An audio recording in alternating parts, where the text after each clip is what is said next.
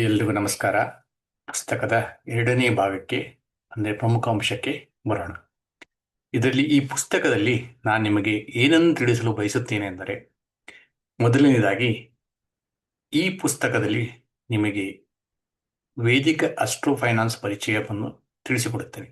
ಅದರ ಜೊತೆಗೆ 27 ನಕ್ಷತ್ರಗಳು ಮತ್ತು ಷೇರು ಮಾರುಕಟ್ಟೆ ಮೇಲಿನ ಪರಿಣಾಮಗಳು. ಮೂರನೇದಾಗಿ ಗ್ರಹಗಳ ಸ್ವಭಾವ ಮತ್ತು ಷೇರು ಮಾರುಕಟ್ಟೆ ಮೇಲಿನ ಪರಿಣಾಮಗಳು. ನಾಲ್ಕನೇದಾಗಿ ನಕ್ಷತ್ರಗಳಲ್ಲಿ ಗ್ರಹಗಳ ಸಂಚಾರ ಮತ್ತು ಅದರ ಪರಿಣಾಮಗಳು. ಆಮೇಲೆ ರಾಶಿಗಳು, ಗ್ರಹ ಸಂಚಾರಗಳು ಹಾಗೂ ನಕ್ಷತ್ರಗಳ ಷೇರು ಮಾರುಕಟ್ಟೆ ಮೇಲಿನ ಪರಿಣಾಮಗಳು. ಕಾಲಚಕ್ರಗಳು, ಜ್ಞಾನಗಣಿತ, ಅಸ್ಟ್ರೋ ಫೈನಾನ್ಸ್ ಟ್ರೇಡಿಂಗ್ ವ್ಯವಸ್ಥೆ, ಗ್ರಹಗಳ ಪರಸ್ಪರ ಸಂಬಂಧಗಳು ಮತ್ತು ಷೇರು ಮಾರುಕಟ್ಟೆ ಮೇಲಿನ ಪರಿಣಾಮಗಳು, ಸರಕು ಮಾರುಕಟ್ಟೆ ಮತ್ತು ಅಸ್ಟ್ರೋ ಫೈನಾನ್ಸ್ನ ಪರಿಣಾಮಗಳು. ಇದರಲ್ಲಿ ಮೊದಲನೆಯದಾಗಿ ನಾವು ನಿಮಗೆ ಯಾವ್ಯಾವ ನಕ್ಷತ್ರಗಳು ಇದಾವು ಅನ್ನೋ ಬಗ್ಗೆ ತಿಳಿದುಕೊಳ್ಳೋಣ.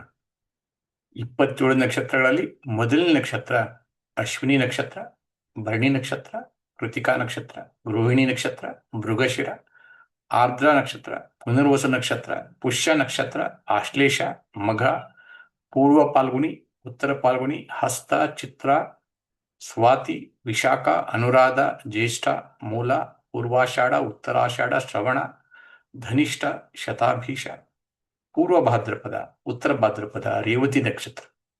ಇದೆಲ್ಲ ಆದಮೇಲೆ ನಾವು ಇದರ ಬಗ್ಗೆ ಒಂದು ಸಂಕ್ಷೇಪವಾದ ಸಮ್ಮರಿಯನ್ನು ಹೇಳೋಣ. ಮೊದಲನೇದಾಗಿ ವೇದಿಕ ಅಸ್ಟ್ರೋ ಫೈನಾನ್ಸ್ ಪರಿಚಯ ಅಂದರೆ ಏನಪ್ಪಾ?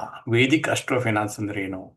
ನಕ್ಷತ್ರ, ಗ್ರಹ ಮತ್ತು ರಾಶಿಗಳ ಸಂಯೋಜನೆ ಮೂಲಕ ಷೇರು ಮಾರುಕಟ್ಟೆ ಮುನ್ಸೂಚನೆ, ಅಂದರೆ ನಮಗೆ ಮಾರ್ಕೆಟ್ನಲ್ಲಿ ಏನಾಗುತ್ತೆ ಎಂದು ತಿಳಿಯುವುದನ್ನು ಮೊದಲು ನಾವು ನಕ್ಷತ್ರ, ಗ್ರಹ ಮತ್ತು ರಾಶಿಗಳ ಸಂಯೋಜನೆ ಮೇಲೆ ಸಹ ತಿಳಿದುಕೊಳ್ಳಬಹುದು. ವೇದಿಕ್ ಫೈನಾನ್ಷಿಯಲ್ ಅಸ್ಟ್ರಾಲಜಿಯಲ್ಲಿ ಒಂದು ಅಂಶವನ್ನು ಮಾತ್ರ ಆಧರಿಸಿ ಟ್ರೇಡ್ ಮಾಡುವುದು ಸೂಕ್ತವಲ್ಲ. ಅತ್ಯಂತ ನಿಖರವಾದ ಮುನ್ಸೂಚನೆ ಪಡೆಯಲು ನಕ್ಷತ್ರ, ಗ್ರಹಗಳು, ರಾಶಿಗಳು, ಕಾಲಚಕ್ರಗಳು, ಜ್ಞಾನಗಣಿತ ಮತ್ತು ತಾಂತ್ರಿಕ ವಿಶ್ಲೇಷಣೆ ಅಂದರೆ ಟೆಕ್ನಿಕಲ್ ಅನಾಲಿಸಿಸ್ ಇವೆಲ್ಲವನ್ನು ಒಟ್ಟಿಗೆ ಅಧ್ಯಯನ ಮಾಡಬೇಕು. ಈ ವಿಧಾನವನ್ನು ವೇದಿಕ್ ವೇ ಆಫ್ ಟ್ರೇಡಿಂಗ್ ಎಂದು ಕರೆಯಬಹುದು. ಮಾರುಕಟ್ಟೆಯನ್ನು ಅರ್ಥ ಮಾಡಿಕೊಳ್ಳುವ 3 ಪ್ರಮುಖ ಸ್ತಂಭಗಳು ಯಾವಪ್ಪ ಅಂದರೆ, ಮೊದಲನೆಯದಾಗಿ ನಕ್ಷತ್ರ ಅಥವಾ ಸಮಯ. ನಕ್ಷತ್ರ ಇನ್ ಟೈಮಿಂಗ್ ಅಂತಾರೆ ಅದಕ್ಕೆ. ನಕ್ಷತ್ರವು ಮುಖ್ಯವಾಗಿ ತಿಳಿಸುವುದು ಮಾರುಕಟ್ಟೆಯ ತಿರುವಿನ ಸಮಯ, ಟ್ರೆಂಡ್ ಬದಲಾವಣೆಯ ದಿನ, ಹೆಚ್ಚಿನ ಚಂಚಲತೆಯ ದಿನ, ಪ್ರಮುಖ ಹೈ ಮತ್ತು ಲೋ ಸಂಭವಿಸುವ ಸಮಯ. ಉದಾಹರಣೆಗೆ ಅಶ್ವಿನಿ ನಕ್ಷತ್ರವು ವೇಗದ ಚಲನೆಗೆ ದಾರಿ ಮಾಡಿಕೊಡುತ್ತದೆ. ಅದೇ ರೀತಿ ಆರ್ದ್ರ ನಕ್ಷತ್ರವು ಹೆಚ್ಚಿನ ಚಂಚಲತೆ, ಪುನರ್ವಸು ಮರುಚೇತರಿಕೆ, ಪುಷ್ಯ ಸ್ಥಿರ ಬೆಳವಣಿಗೆ, ಮುಖ ಸಂಸ್ಥಾತ್ಮಕ ಖರೀದಿ. ಅದೇ ರೀತಿ ಗ್ರಹಗಳು ಅಂದರೆ ಶಕ್ತಿ. ಗ್ರಹಗಳು ತಮ್ಮ ಶಕ್ತಿಯನ್ನು ಪ್ರದರ್ಶಿಸುತ್ತವೆ. ಗ್ರಹಗಳು ಮಾರುಕಟ್ಟೆಯ ಶಕ್ತಿಯನ್ನು ನೀಡುತ್ತವೆ. ಗ್ರಹ ಅಂದರೆ ಸೂರ್ಯ ನಾಯಕತ್ವ ಮತ್ತು ಸರ್ಕಾರದ ಬಗ್ಗೆ ಮೇಲೆ ಆಗುವ ಪರಿಣಾಮಗಳ ಬಗ್ಗೆ ಸೂಚಿಸುತ್ತದೆ. ಸೂರ್ಯನು ಒಂದು ನಾಯಕತ್ವವನ್ನು ಗುರುತಿಸುವ ಅಥವಾ ಹೇಳಿಕೊಳ್ಳುವ ಅಥವಾ ಲೀಡರ್ಶಿಪ್ ಅನ್ನು ತಿಳಿಸಿಕೊಳ್ಳುವ ಗ್ರಹವಾಗಿದೆ. ಅದೇ ರೀತಿ ಚಂದ್ರನು ಮನೋಭಾವ, ಒಬ್ಬ ಮನುಷ್ಯನ ಮಾನಸಿಕ ವ್ಯವಸ್ಥೆಯನ್ನು ಅರ್ಥ ಮಾಡಿಕೊಳ್ಳಲು ಚಂದ್ರನ ಪರಿಣಾಮ ತುಂಬಾ ಮುಖ್ಯವಾಗಿರುತ್ತದೆ. ಮಂಗಳನು ವೇಗ ಮತ್ತು ಸ್ಪೀಡ್ ಅಂತ ನೀವು ಹೇಳ್ಬೋದು. ಅದಕ್ಕೆ ವೇಗದ ಬಗ್ಗೆ ಮಂಗಳ ಗ್ರಹ ಹೇಳಿಕೊಡುತ್ತದೆ. ಬುಧ ಗ್ರಹ ಯಾವ್ದು ಚೆನ್ನಾಗಿರುತ್ತದೆ, ಅವ್ರದೆಲ್ಲ ಸುದ್ದಿ, ಮಾಹಿತಿ ಮತ್ತು ಅವರ ಕಮ್ಯುನಿಕೇಶನ್ ಸ್ಕಿಲ್, ಮಾತನಾಡುವ ಶಕ್ತಿ ಚೆನ್ನಾಗಿರುತ್ತದೆ. ಗುರುವಿನಿಂದ ಬೆಳವಣಿಗೆ ಬಗ್ಗೆ ಹೇಳಿಕೊಟ್ಟರೆ ಶುಕ್ರವು ಹಣದ ಹರಿವು ಮತ್ತು ಶನಿಯು ಸ್ಥಿರತೆ, ರಾಹು ಹಠಾತ್ ಬದಲಾವಣೆ, ಕೇತು ತಿದ್ದುಪಡಿ, ಯುರೇನಸ್ ಆಕ್ಚುಲಿ ನಮ್ಮ ವೇದಿಕ ಅಸ್ಟ್ರಾಲಜಿಯಲ್ಲಿ ಬರುವುದಿಲ್ಲ, ಆದರೂ ನಾವು ಇದರಲ್ಲಿ ಹೇಳಿಕೊಡ್ಲಿಕ್ಕೆ ಪ್ರಯತ್ನ ಪಟ್ಟಿದ್ದೇವೆ.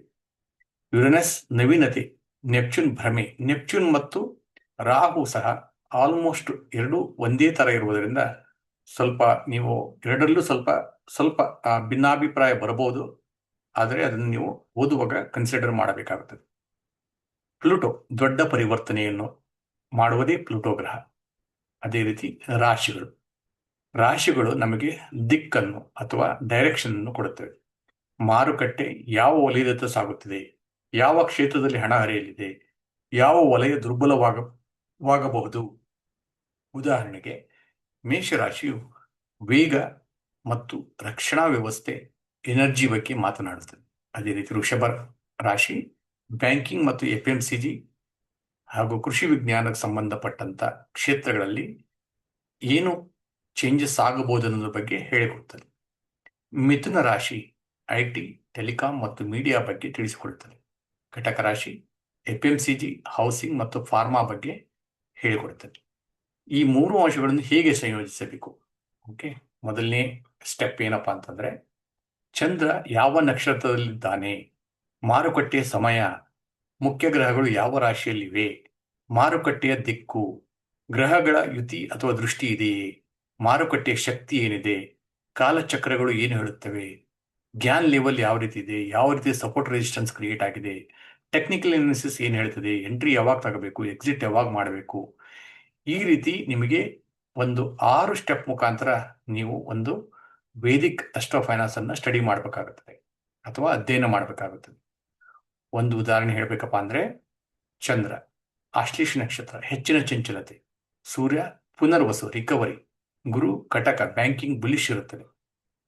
ಬುಲಿಶ್ ಅಂದ್ರೆ ಮಾರ್ಕೆಟ್ ಮೇಲೆ ಹೋಗೋದಕ್ಕೆ ಬುಲಿಶ್ ಅಂತಾರೆ. ಮಂಗಳ ಸಿಂಹ ಮೊಮೆಂಟಮ್ ತರಲಿಕ್ಕೆ. Okay, Gann 90 degree resistance break ಆಗೋ ಚಾನ್ಸ್ ಇರ್ತದೆ. 90 ಡಿಗ್ರಿ 45 ಡಿಗ್ರಿ ಏನು ಗ್ಯಾನ್ ಲೆವೆಲ್ ಇರುತ್ತಲ್ಲ, ಅಲ್ಲಿ ರೆಸಿಸ್ಟೆನ್ಸ್ ಇರುತ್ತೆ. ಅದು ಬ್ರೇಕ್ ಆಯ್ತಪ್ಪ ಅಂದ್ರೆ ಬುಲಿಶ್ ಮೊಮೆಂಟಮ್ ಬರೋ ಸಾಧ್ಯ ಇರ್ತದೆ. ಪ್ರೈಸ್ ಆಕ್ಷನ್ ಬ್ರೇಕ್ಔಟ್ ಕ್ಯಾಂಡಲ್ ಯಾವ ರೀತಿ ನಿಮಗೆ ಸಹಾಯ ಮಾಡ್ತವೆ, ಬೈ ಮಾಡಬೇಕು ಸೆಲ್ ಮಾಡಬೇಕು ಅನ್ನೋದು ತಿಳಿಸಿಕೊಡ್ತದೆ. ಸೆಕ್ಟರ್ ರೊಟೇಷನ್ ಹೇಗೆ ಗುರುತಿಸುವುದು?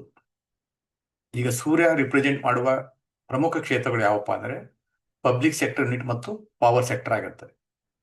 ಅದೇ ರೀತಿ ಚಂದ್ರ FMCG ಅಂದ್ರೆ ಫಾಸ್ಟ್ ಮೂವಿಂಗ್ ಕನ್ಸ್ಯೂಮರ್ ಗುಡ್ಸ್ ಅಥವಾ ಡೈಲಿ ನಮ್ಮ ದಿನನಿತ್ಯದ ಜೀವನದಲ್ಲಿ ಉಪಯೋಗಿಸುವ ವಸ್ತುಗಳು.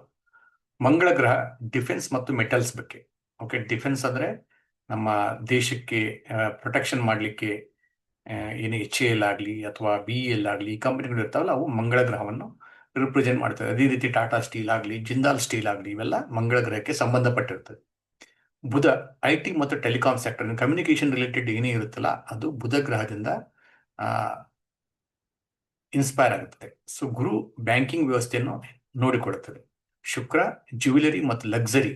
ಓಕೆ, ಯಾರ ಭವಿಷ್ಯದಲ್ಲಿ, ಯಾರ ಕುಂಡಲಿಯಲ್ಲಿ ಶುಕ್ರ ಗ್ರಹ ತುಂಬಾ ಸ್ಟ್ರಾಂಗ್ ಆಗಿರ್ತಾನೋ ಅವರು ತುಂಬಾ ರಿಚ್ ಆಗಿರ್ತಾರೆ ಅಥವಾ ಲಕ್ಸರೀಸ್ ಲೈಫ್ ಲೀಡ್ ಮಾಡ್ತಾರೆ ಅಥವಾ ಜಾಸ್ತಿ ಲ್ಯಾವಿಶ್ ಲೈಫ್ನ ಲೀಡ್ ಮಾಡ್ತಾರೆ ಅಂತ ಅರ್ಥ. ಓಕೆ, ಶನಿ ಗ್ರಹ ಇನ್ಫ್ರಾಸ್ಟ್ರಕ್ಚರ್ ಮೇಲೆ ಮತ್ತು ಮೆಟಲ್ಸು ಡಿಫೆನ್ಸ್ ಮೇಲೂ ಶನಿ ಗ್ರಹದ ಪರಿಣಾಮ ಇರುತ್ತದೆ. Rahu AI artificial intelligence. AI ಅಂದ್ರೇನು? ಆರ್ಟಿಫಿಷಿಯಲ್ ಇಂಟೆಲಿಜೆನ್ಸ್ ಒಂದರ ಭ್ರಮೆಯನ್ನು ಕ್ರಿಯೇಟ್ ಮಾಡುವುದು.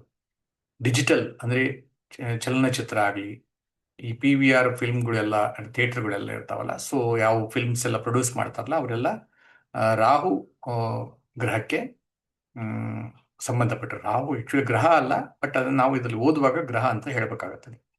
ಕೇತು ರಿಸರ್ಚ್ ಮತ್ತು ಅನಾಲಿಟಿಕ್ಸ್ ಬಗ್ಗೆ, ಯುರೇನಸ್ ರೋಬೋಟಿಕ್ಸ್ ಸೈನ್ಸ್ ಬಗ್ಗೆ, Neptune pharma related, Pluto energy related, ಈ ರೀತಿ ಇರುತ್ತದೆ. High probability trading check list ಏನಪ್ಪಾ ಅಂತಂದ್ರೆ, ಟ್ರೇಡ್ ಮಾಡುವ ಮೊದಲು ಈ 10 ಪ್ರಶ್ನೆಗಳಿಗೆ ಉತ್ತರ ಕೊಡಬೇಕಾಗುತ್ತೆ ನೀವು. ಒಂದು, ಚಂದ್ರ ಯಾವ ನಕ್ಷತ್ರದಲ್ಲಿದ್ದಾನೆ, ಸೂರ್ಯ ಯಾವ ನಕ್ಷತ್ರದಲ್ಲಿದ್ದಾನೆ, ಪ್ರಮುಖ ಗ್ರಹಗಳ ಡೈರೆಕ್ಷನ್ ಏನು, ಯುತಿ ಏನು, ರಾಶಿ ಬುಲ್ಲಿಶ್ ಅಥವಾ ಬೇರಿಶ್ ಇದೆಯೋ, ಪಂಚಕ ಇದೆಯಾ, ತಿಥಿ ಯಾವುದು, ಗೃಹ ವಕ್ರಗತಿಯಲ್ಲಿದೆಯೋ ಅಥವಾ ನೇರಗತಿಯಲ್ಲಿದೆಯೋ, ಗ್ಯಾನ್ ಲೆವೆಲ್ ಏನು ಹೇಳ್ತಾ ಇದೆ, ಪ್ರೈಸ್ ಆಕ್ಷನ್ ಕನ್ಫರ್ಮೇಶನ್ ಇದೆಯಾ, ವಾಲ್ಯೂಮ್ ಕನ್ಫರ್ಮೇಶನ್ ಇದೆಯಾ. ಈ 10 ಅಂಶಗಳಲ್ಲಿ ಅಟ್ಲೀಸ್ಟ್ ಕಡಿಮೆ ಅಂದ್ರೆ 7 ಅಥವಾ ಅದಕ್ಕಿಂತ ಹೆಚ್ಚು ಅಂಕಗಳು ಒಂದೇ ದಿಕ್ಕನ್ನು ಸೂಚಿಸಿದರೆ ಆ ಟ್ರೇಡ್ ಹೆಚ್ಚಿನ ಸಂಭವನೀಯತೆಯು ಆಗಿರಬಹುದು. ಈ 10 ಅಂಶಗಳಲ್ಲಿ ನಿಮ್ಮ ಪರವಾಗಿ 7 ಅಂಶಗಳಿದ್ದರೆ ಅದು ನಿಮ್ಮ ಹೈ ಪ್ರೊಬಬಿಲಿಟಿ ಟ್ರೇಡ್ ಸೆಟಪ್ ಆಗಿರುತ್ತದೆ ಅಂತ ಇದರ ಅರ್ಥ. ಓಕೆ, ವೇದಿಕ್ ಟ್ರೇಡಿಂಗ್ ಪಿರಾಮಿಡ್ ಏನಪ್ಪಾ ಅಂತಂದ್ರೆ technical analysis, Gyan mathematics, time cycle, Zodiac science, planets, ನಕ್ಷತ್ರ ಅಂದ್ರೆ ಮಾರ್ಕೆಟ್ ಟೈಮಿಂಗ್. ಅಂತಿಮ ಸೂತ್ರ ಏನಪ್ಪಾ ಅಂತಂದ್ರೆ ನಕ್ಷತ್ರಗಳು ಯಾವಾಗ ಟ್ರೇಡ್ ಮಾಡಬೇಕು ಅಂತ ಹೇಳ್ತವೆ, ಗ್ರಹಗಳು ಯಾವ ದಿಕ್ಕಿನಲ್ಲಿ ಟ್ರೇಡ್ ಮಾಡಬೇಕು ಅಂತ ಹೇಳ್ತವೆ, ರಾಶಿಗಳು ಯಾವ ವಲಯದಲ್ಲಿ ಟ್ರೇಡ್ ಮಾಡಬೇಕಂತ, ಗ್ಯಾನ್ ಗಣಿತ ಯಾವ ಬೆಲೆಯಲ್ಲಿ ಟ್ರೇಡ್ ಮಾಡಬೇಕಂತ, ತಾಂತ್ರಿಕ ವಿಶ್ಲೇಷಣೆ ಎಲ್ಲಿ ಪ್ರವೇಶಿಸಬೇಕು ಮತ್ತು ಎಲ್ಲಿ ನಿರ್ಗಮಿಸಬೇಕು ಎಂದು. ಅಧ್ಯಾಯದ ಸಾರಾಂಶ ಏನಪ್ಪಾ ಅಂತಂದ್ರೆ ಯಶಸ್ವಿ ಟ್ರೇಡಿಂಗಿಗೆ ಒಂದು ಸೂಚಕ ಒಂದು ಜ್ಯೋತಿಷ್ಯ ನಿಯಮ ಸಾಕಾಗುವುದಿಲ್ಲ. ಹೆಚ್ಚಿನ ನಿಖರತೆಗಾಗಿ ಈ ಅಂಶಗಳನ್ನು ಒಟ್ಟಾಗಿ ಬಳಸಬೇಕು. ನಕ್ಷತ್ರ ಮಾರ್ಕೆಟ್ ಟೈಮಿಂಗ್, ಗ್ರಹಗಳು ಮಾರ್ಕೆಟ್ ಎನರ್ಜಿ, ರಾಶಿಗಳು ಮಾರ್ಕೆಟ್ ಡೈರೆಕ್ಷನ್, ಕಾಲಚಕ್ರಗಳು ಟೈಮ್ ಸೈಕಲ್ ಬಗ್ಗೆ, ಗಣಿತ ಮ್ಯಾಥಮೆಟಿಕ್ಸ್ ಬಗ್ಗೆ, ತಾಂತ್ರಿಕ ವಿಶ್ಲೇಷಣೆ ಅಂದರೆ ಟೆಕ್ನಿಕಲ್ ಅನಾಲಿಸಿಸ್, ಬೆಲೆ ಚಲನೆ ಅಂದರೆ ಪ್ರೈಸ್ ಆಕ್ಷನ್, ವಾಲ್ಯೂಮ್ ವಿಶ್ಲೇಷಣೆ, ವಾಲ್ಯೂಮ್ ಇದೆಯೋ ಇಲ್ಲವೋ ಮಾರ್ಕೆಟ್ ಅಲ್ಲಿ, ಇದನ್ನೆಲ್ಲ ಮಿಕ್ಸ್ ಮಾಡಿಬಿಟ್ಟು ನಾವು ಈ 8 ಅಂಶಗಳು ಒಂದೇ ದಿಕ್ಕಿನಲ್ಲಿ ಸೂಚನೆ ನೀಡಿದಾಗ ಮಾತ್ರ ಟ್ರೆಂಡ್ನ ಯಶಸ್ಸಿನ ಸಂಭವನೀಯತೆ ಗಮನಾರ್ಹವಾಗಿ ಹೆಚ್ಚಾಗುತ್ತದೆ. ನಕ್ಷತ್ರಗಳು ಸಮಯವನ್ನು ತಿಳಿಸುತ್ತವೆ, ಗ್ರಹಗಳು ಶಕ್ತಿಯನ್ನು ನೀಡುತ್ತವೆ, ರಾಶಿಗಳು ದಿಕ್ಕನ್ನು ತೋರಿಸುತ್ತವೆ, ಜ್ಞಾನ ಮಟ್ಟಗಳು ಬೆಲೆಯನ್ನು ಸೂಚಿಸುತ್ತವೆ ಮತ್ತು ತಾಂತ್ರಿಕ ವಿಶ್ಲೇಷಣೆ ಪ್ರವೇಶಿಸುವ ನಿರ್ಗಮನವನ್ನು ನಿರ್ಧರಿಸುತ್ತದೆ. ಪ್ರವೇಶ ಮತ್ತು ನಿರ್ಗಮನ ಅಂದ್ರೆ ಯಾವಾಗ ನೀವು ಪ್ರವೇಶ ಮಾಡಬೇಕು, ಯಾವಾಗ ನೀವು ನಿರ್ಗಮನ ಮಾಡಬೇಕು ಅನ್ನೋದನ್ನ ಇವು ನಾವು ಟೆಕ್ನಿಕಲ್ ಅನಾಲಿಸಿಸ್ ಅಲ್ಲಿ ಕಲಿತುಕೊಳ್ಳುತ್ತೇವೆ.